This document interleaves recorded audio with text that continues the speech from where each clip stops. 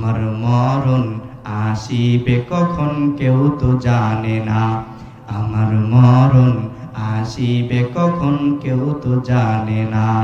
আমি মরে গেলে আমায় তোমরা ভুইলা যাইও না, আমি মরে গেলে আমায় তোমরা ভুইলা যাইও না।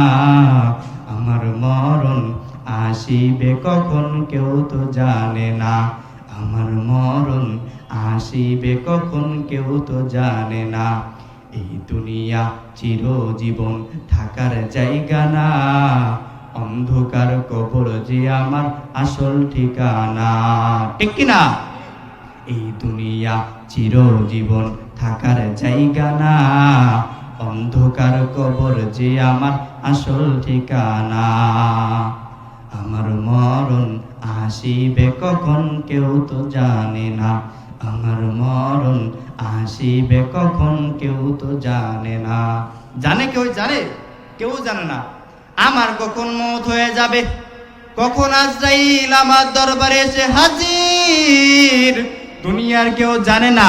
জানেন হলেন আমার রব আল্লাহ।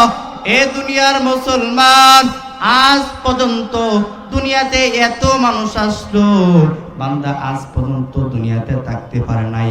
প্রত্যেকেরই মৃত্যু স্বাদ গ্রহণ করতে হয়েছে। কারণ কি? কারণ কি?